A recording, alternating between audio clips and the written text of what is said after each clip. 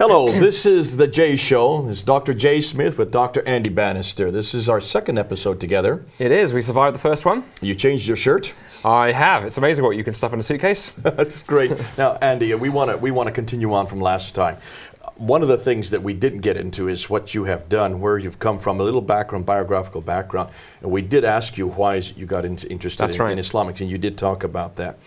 But give us a little bit more background. What is it you have done? You've written a number of books, haven't you? You've also belonged to some institutions. Could you just kind of give us, so the crowd can know a little bit of who this Andy Bannister is? Yeah, so I've got a sort of variegated career. I mean, I actually came out of computer science years ago. It was one of my first interests, messing around with computers, and then ended up doing youth work for a while, and actually then through Speaker's Corner.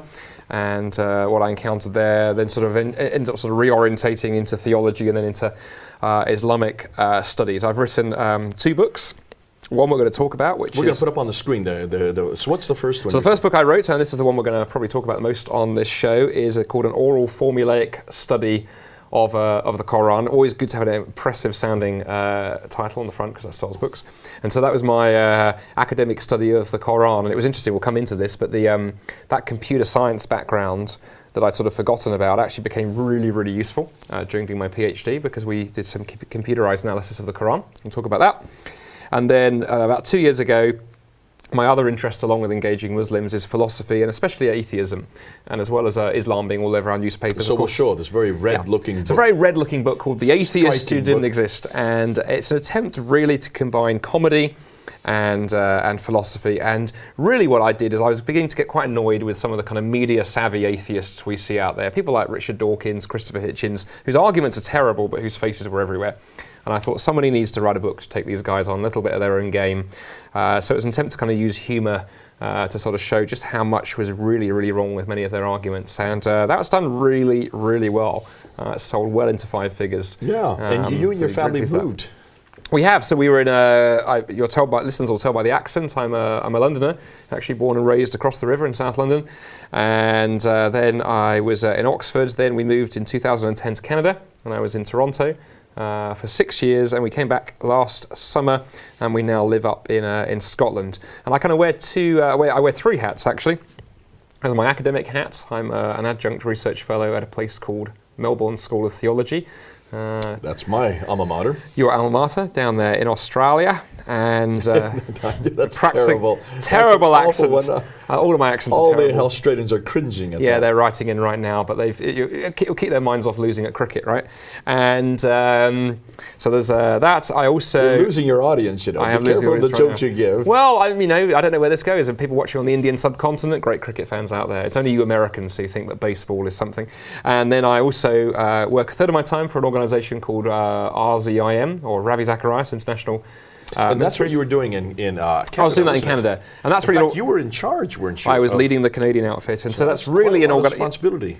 Yeah, and that's really an organisation that's just attempts to get the Christian faith out there into the public square. Explain to the crowd, what do you mean when you say out there? What are some of the things you used to do? Yeah, so obviously a lot of the time, sometimes Christians can sometimes be guilty of just sitting in our churches, not actually going out there and talking to and engaging with those who don't share our Christian faith. So I was out there on university campuses, in the media, business forums, politics, you name it. Anywhere where there are people who are thinkers, who are not really Christians, RZIM tries to get out there and engage them. So these are public meetings? Public meetings. We do a lot of things called open forums, for example. So we'll go onto university campus, we'll take a topic. Sometimes it can be a more confrontational one. You know, does God exist? Is the Bible reliable? Sometimes we'll take a sort of more open-ended one. So one of my favorite topics that I've done on a lot of universities around the world is, can life have meaning without God? And sometimes I'll do a talk, or sometimes I'll do a dialogue or a debate with an atheist. And we often get hundreds of people coming out and hearing those. Really to encourage you to think and think about this question as Jay and I proceed. The most important thing is whether the things you believe are true. If you're a Muslim watching this, you know, either Islam is true or it's false. It doesn't matter what your parents believe, what your culture believes, how you were raised. If Islam is true, you should believe it. If it's not true, and however much it may cost you personally, you should still abandon it and follow the truth. Let's be people who seek after truth. That's not always easy, but I think that's what God calls us to do. Now, Andy, in the last episode, we introduced the idea that Islam is really dependent on 2 things. Yes. One book and one man. The book and the man. The book and the man. The book and the man, in this case, it would be the Quran. Yes, and that's right. Muhammad. And we're also dependent on 2 things. our book and our man. Now, because of that, we're very close to them. We understand them probably better than any other group. Christians can understand Muslims because we start from the same paradigm. You have decided to take on the book itself. And this is something that you did for your doctoral thesis. That's right. This is what you have in the book that you've just introduced. And this is what we now want to move over to. If every Muslim is dependent on these two things. Now remember, for Muslims, this is much more important than it is even for us as Christians, because though we have a book in the man, we also have a relationship with Jesus Christ, a personal relationship that Islam doesn't have. That's correct. So if you confront the book and their man, the Quran and Muhammad, you're confronting their whole foundation. Without that, their foundation crumbles. Very much so. I mean, I think that's beautifully put, Jay. Two pillars, the book of the man, and those pillars are intertwined in one sense, because of course the Quran's authority and Muhammad's authority tied into each other. If it turns out that the Quran is not what is claimed for it, then of course Muhammad's integrity goes because he made certain claims for it.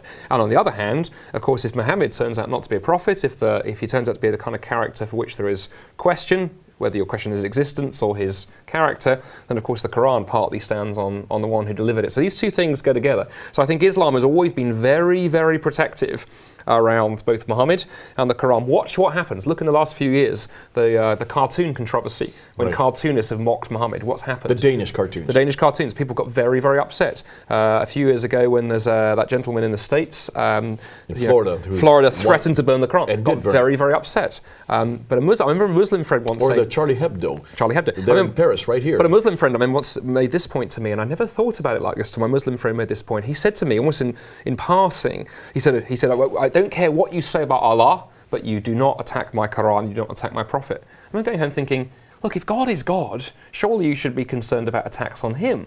And I found myself thinking, no, it's the book and the man. Let's back up. You're bringing up something very important. Why is it they don't really have a problem with attacking God? I think for two reasons. One is God is so distant in one sense. Yeah. He's more of an abstract idea. You know very little about him. He's never come to earth. There's no way that we can say that we have a relationship with Allah. Well, it's Allah. more than that, Jay. He's never come to earth and revealed himself to us in the way that God has done in Jesus Christ. So we have that. We have that. Secondly, if you read the Quran, one of the things that struck me very early on as a Christian reader of the Quran is really just claiming to be God revealing his commands and his instructions. Rules and regulations. Now the Bible... Don't do this, do this. Yeah. Now the Bible contains some of those. Absolutely it does. But the Bible also contains God revealing his character and his identity. One of the stories for me par excellence in the Bible is that story in Exodus chapter 3. Moses, there in the wilderness, burning bush. He's in front of the presence of God. With God. And what does God reveal to him? Yes, he reveals an instruction. I want you to go and, take my people out of servitude to Pharaoh. But he also reveals his personal name, Yahweh. Turn to the Quran, and there are echoes of that story. That story does turn up, but in a very sort of cannibalized form. But that key moment where God reveals his very own name has gone. God's been pushed to a distance. Missing. So in a sense, I think for Islam, criticizing Allah, raising questions about Allah, it's sort of distant and remote. On the other hand, the Quran is... Another example that we use this all the time. In Surah 2, Surah 7, Surah 20, you have the story of Adam and Eve in a garden that's out of earth. It's up in space somewhere. But is Allah in that garden? Well, no, he's not, is he? But he is in our biblical text. He absolutely is, walking and talking. Genesis 3, 8, and 9. He is there, walking and talking with Adam and Eve. But it gets more interesting than that, though, because I remember the first time when I used to attend Speaker's Corner back in the 1990s, along with you and others. I remember that point that you would make and others really impressing on me, and I think it's absolutely right. And in 20 years of studying Islam, I completely agree with you. There was another piece to it that I didn't completely see back then, not because you didn't preach it. I'm sure you probably did. There's a matching bookend to this. The descriptions of paradise in the Quran, rivers of wine, crystal clear fountains of water, fruit trees, the houris, the virgins for the men. But what's missing in all those descriptions? It's the presence of God.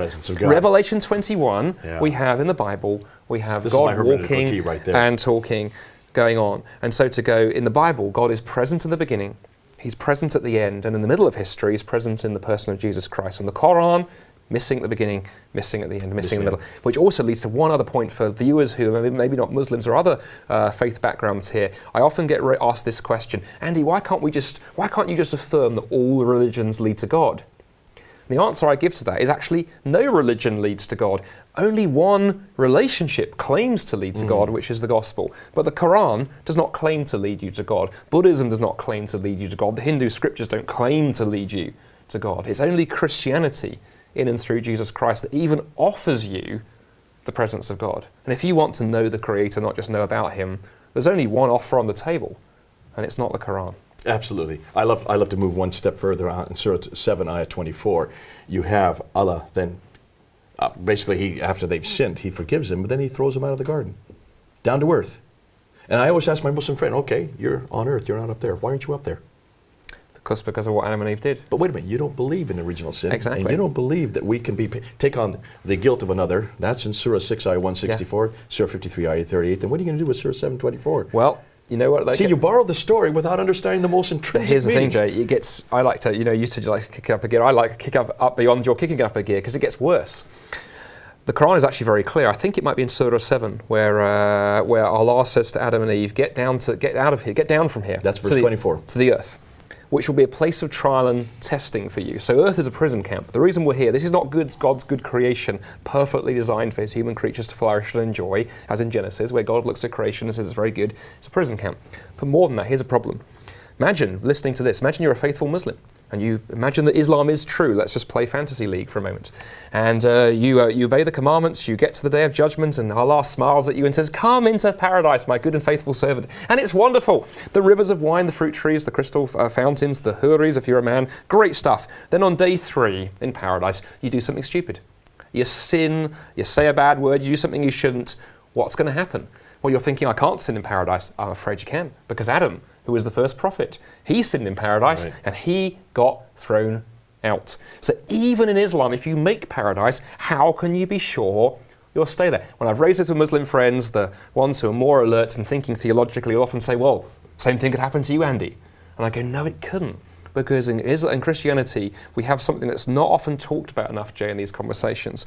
We have the indwelling of God's Spirit, and transformation, sanctification is a theological term. The Bible tells us that when you become a Christian, God begins that process of remaking you into the image of Jesus Christ. And the Jay, the Andy that will walk and talk in the new heavens and the new earth will not be Jay 1.0 or Andy 1.0, you'll be 2.0. There will have been the upgrade.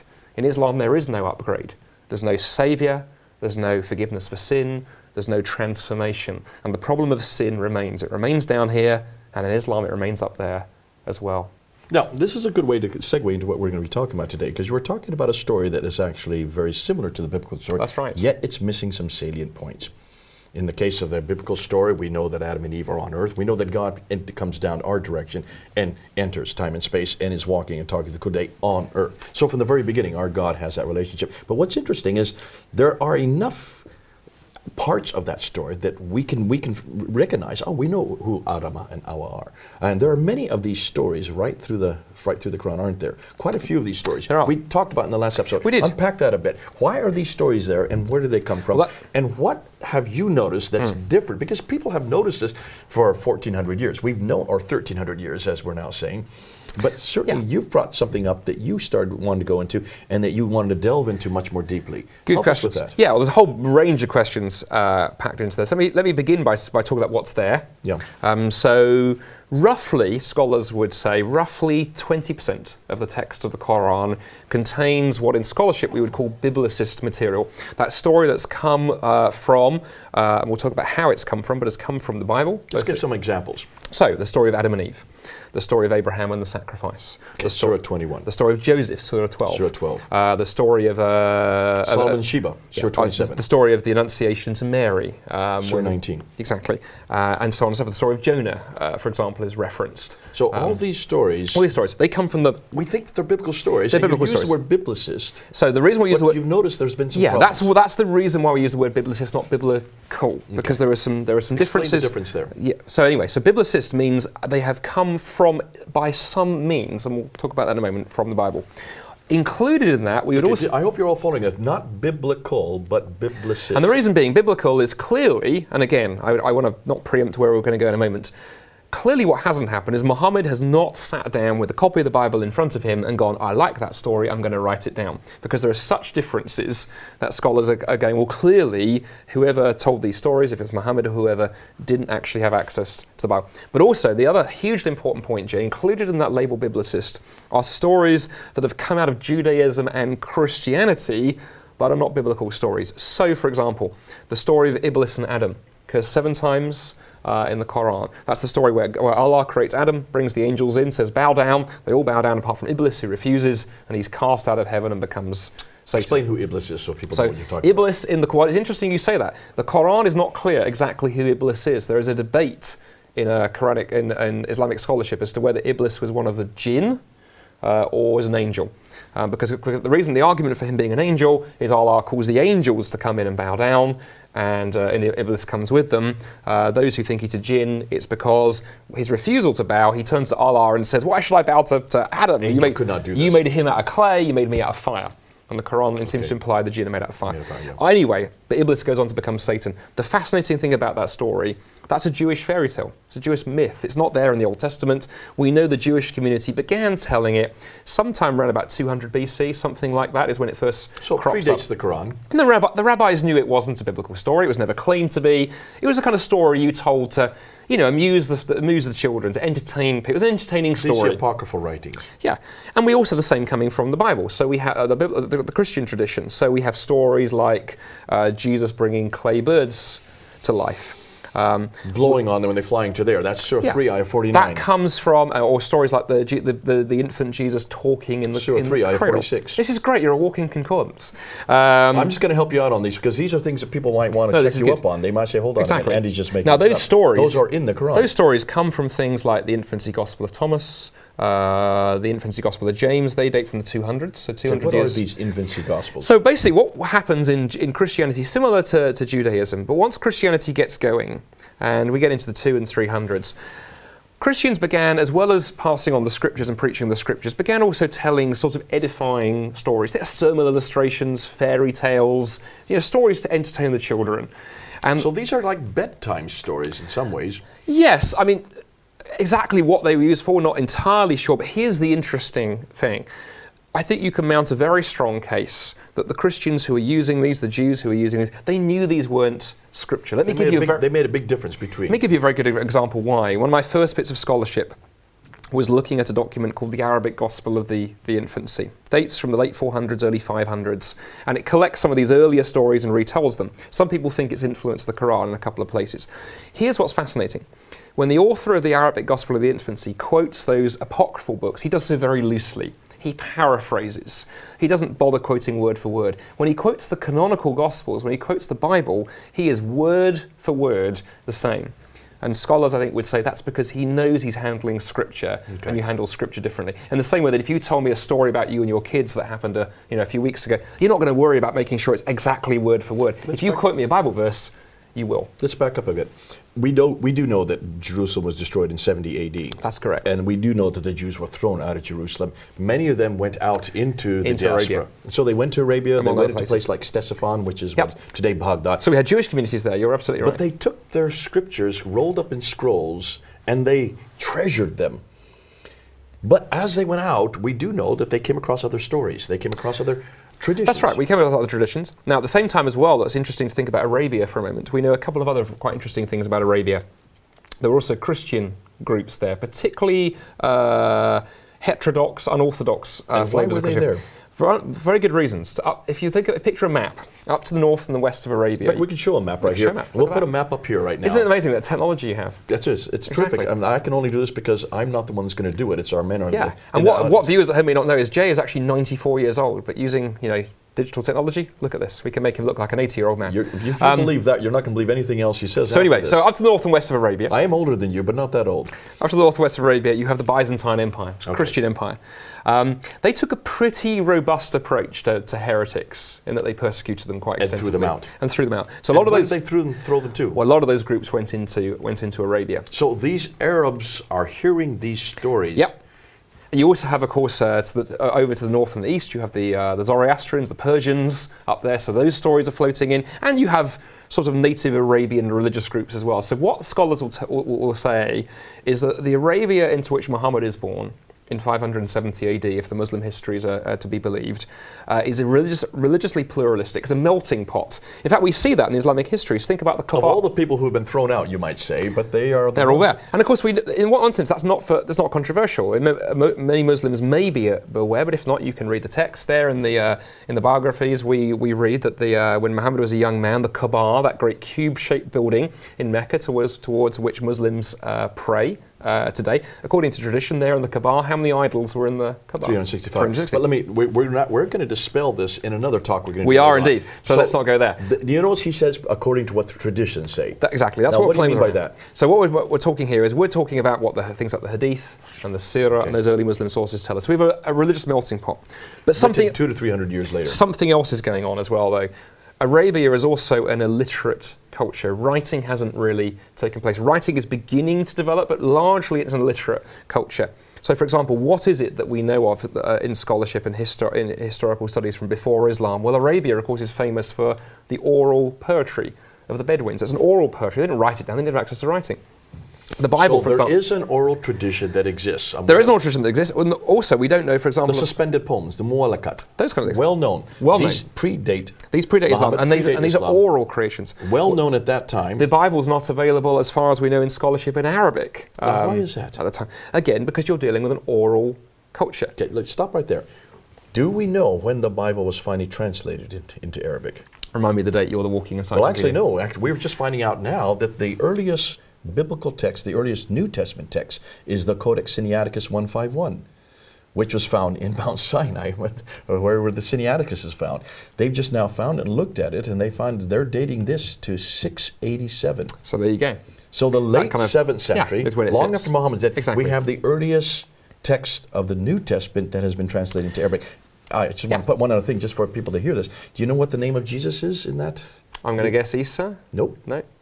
Yeshua. Yeshua. Interesting. Stop and think. Yes. Why is it that the Christians were still using Yeshua as late as 687? Yet the Quran supposedly had Isa prior to that, in what we're talking about, a good 30 years earlier than that. Interesting, eh? Okay, well, that's not. That's another thing. We're going to do this in the manuscript evidence. But now let's come back to this. So what you've got this great oral melting pot, oral culture before writing, ideas floating around. Now, what's very, very, very interesting? There's been an incredible amount of work done on how oral cultures operate. In fact, there's a whole school of scholarship known as oral traditional studies.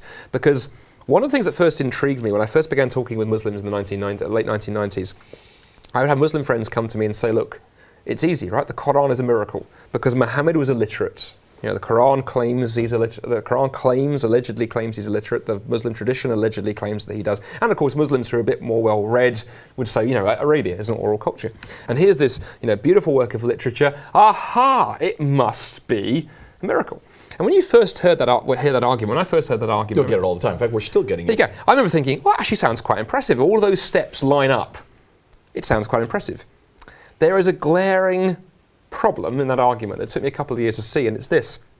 We know of other oral cultures from which we have descended incredibly sophisticated works of literature. Most famously in the Western tradition, Homer, not the little yellow guy on The Simpsons, the Greek poet who wrote the Iliad and the Odyssey, the two founding works of Western literature.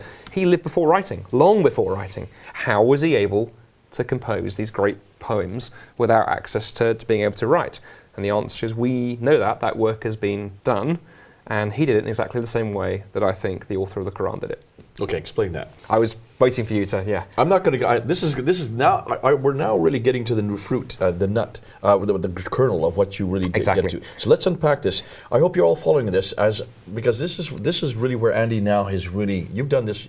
Really, you're the first to do this. No, I don't think anybody else. I don't think anybody has. No. So what happened? So let's just let's back up and talk about Homer for a minute or so.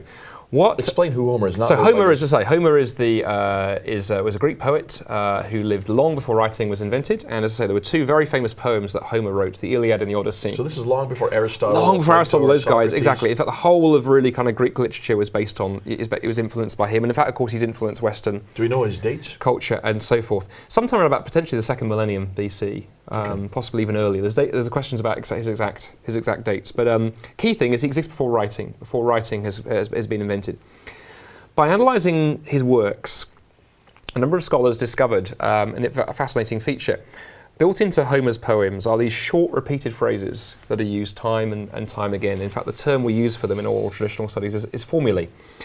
And the reason they're there is actually if you're an oral poet, and particularly if you're composing live in front of an audience, I mean, we're doing this live, but let's imagine there were 500 people in the room and you or I were speaking to them without notes. To be able to go at speaking speed, it's quite hard without a script or unless you've memorized it.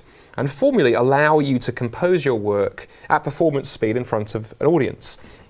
Now, what was interesting, the first scholars to notice this feature in Homer then had the bright idea of going, let's go and see if we can find some living oral cultures to see if this actually works in reality. They did. They found this in Yugoslavia around the beginning of the 20th century.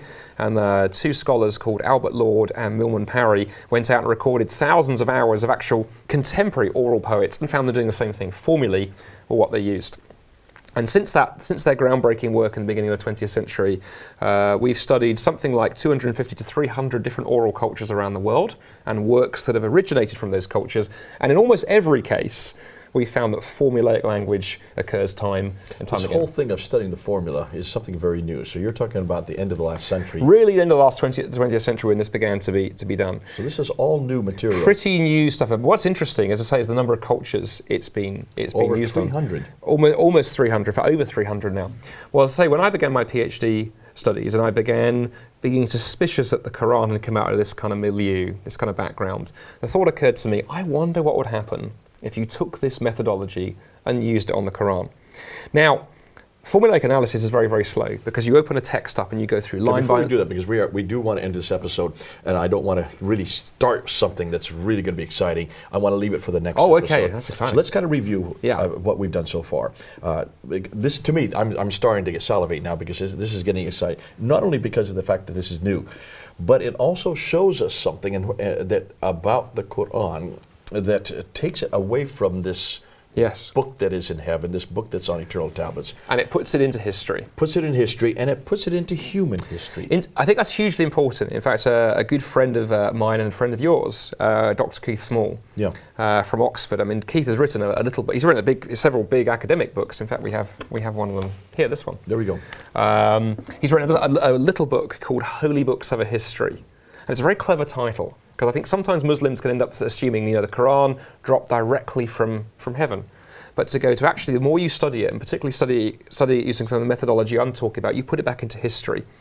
And I think that's hugely important because to understand a text, you need to understand where it came from. In fact, at the end of my book, I use an analogy from archaeology. If an archaeologist is digging in the ground and they bring a piece of pottery out of the ground, before they go off and clean it up and get all excited about it, they're going to record what's above it and what's below it in the ground so you can put that in its historical position because you can understand it better.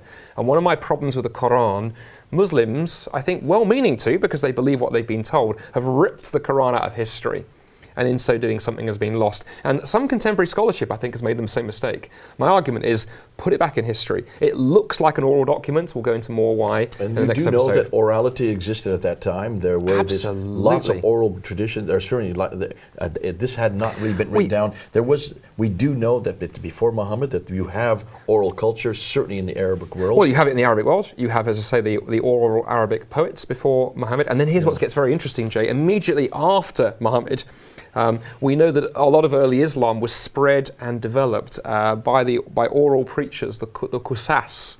They turn up on the pages of the... These are storytellers. Storytellers. They turn up on the pages of the hadith and the biographies. And in fact, what's interesting is about 100 or 200 years after Muhammad, as Islam is becoming more of a literary culture, then there's an attempt by the authorities to clamp down on them, and you can find this in the historical So you have record. orality before Muhammad, you have orality after Muhammad. We're going to then pick up the next episode. We're going to look at that, and we're going to show how the Quran fits right in. So you're putting it in history. You're also showing that this. But you're going to show us an awful lot of just how oral it is. Very, very oral. How many formulas are. That's going to be in the next subject. And human fingerprints all over it is what we're going to show.